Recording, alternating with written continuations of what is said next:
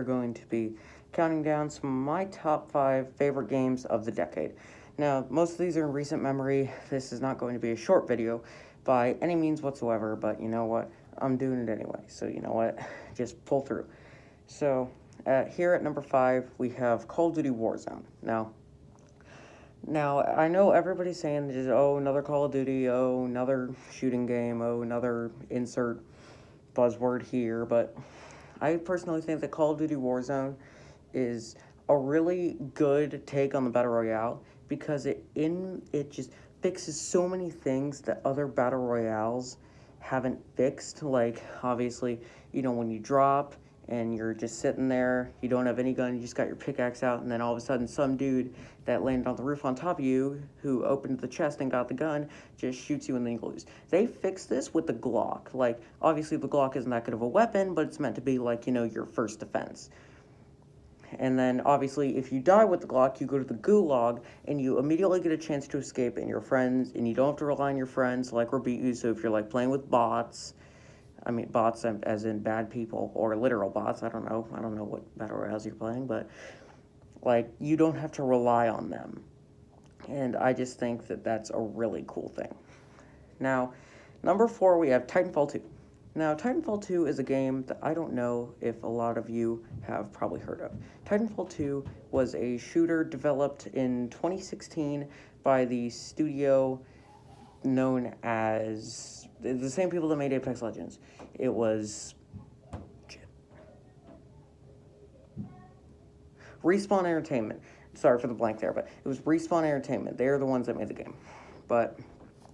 So, obviously, they were the ones responsible for Apex Legends, and, if you don't know what Titanfall 2 is, Titanfall 2 was a shooter that kind of has the mechanics of, like, some of the futuristic Call of Duties, where, like, you can wall run, you can double jump, there's, like, little classes, like, abilities, like, invisible, you can make a wall, you have a grappling hook, speed boost, stuff like that.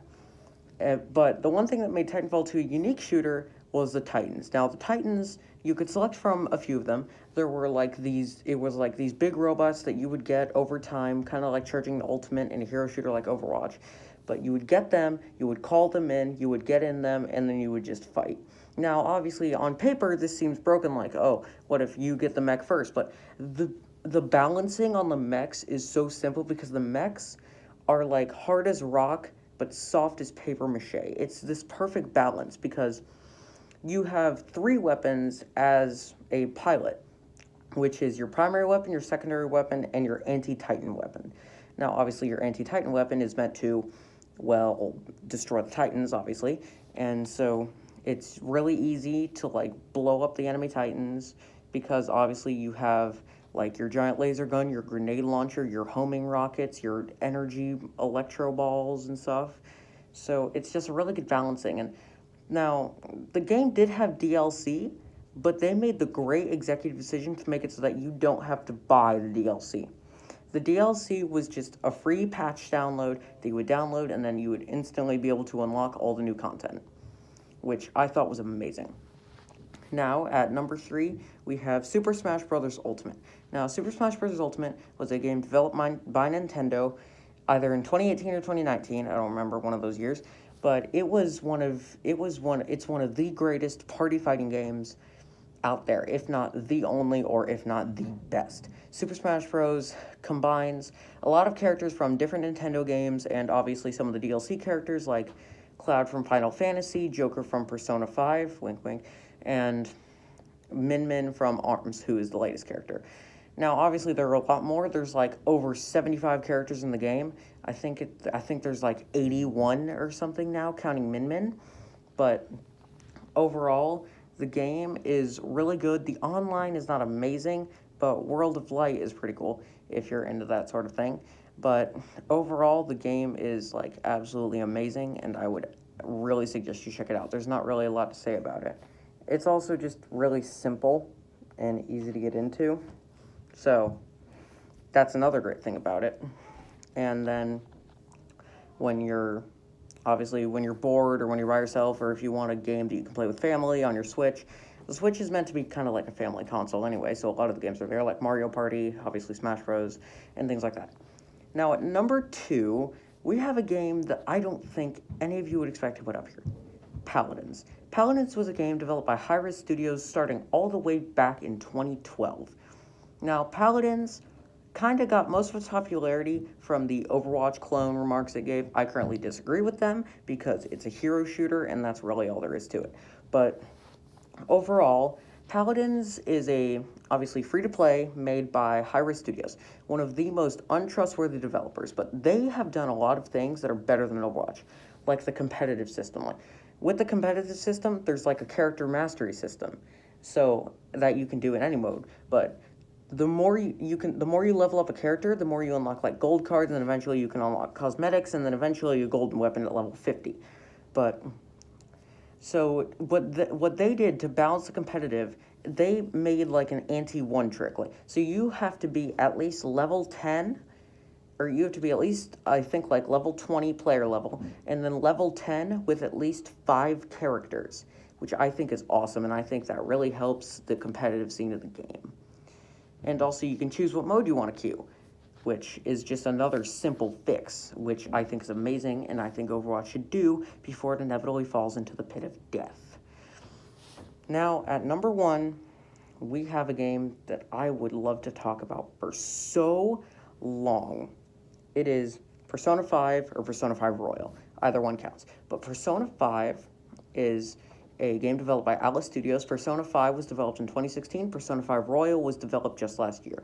It's by Atlus Games, and the game was given, the original game was given a 9.7, and the new game, Persona 5 Royal, was given a 10 out of 10 masterpiece.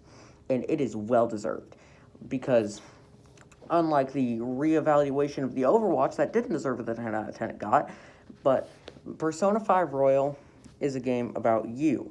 You are a wielder of so you're just a normal high school student. You're on probation because you were accused of a crime a long time ago that didn't actually happen to you. But then you go to a school called Shujin Academy, and this weird app appears on your phone. Now, I'm explaining this because I guarantee not a lot of you know Persona 5, but, like, the way, like, I'm just going to stop the story for now, but the way Persona 5 is written, and the way that it's, like, it's so crazy, like, the things they touch, like, there's the first boss you have to be is a teacher that's a pedophile, and also, so the story is, you become what you eventually call your group the Phantom Thieves, and you have to steal the hearts of corrupt people to make them confess their crimes and make the world a better place, obviously. So the first person whose heart you change is a teacher named Kamoshida. He is a pedophile and an abusive volleyball coach, so you change his heart. And then there's like an artist who steals people's works, a corrupt banker who's scamming people into making them give all their money, and then a corrupt politician. And then there's one more in Royal that I don't know, but overall, the characters are written so well. Like, they all have their own issues, and they're treated like people. Like, you know how you usually don't see people in the overworld of a game until you meet them or they join your team? Persona's characters are just in the background.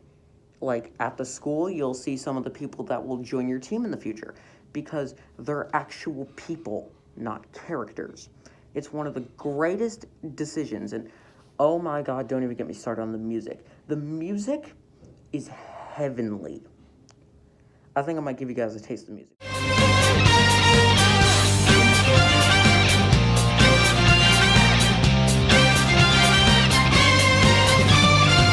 Oh my gosh, the music in this game is so I would kill to find out who wrote the music. Now, I know I could just look it up on Google, but just props to whoever made the music for Persona 5 and Persona 5 Royal, because it's so well written. Like, even just the battle theme, or the theme when you're walking around Japan, it's absolutely amazing. And I think the game deserved that 10 out of 10. Anyway, I guess that's it for now, so I will see you all later. Peace.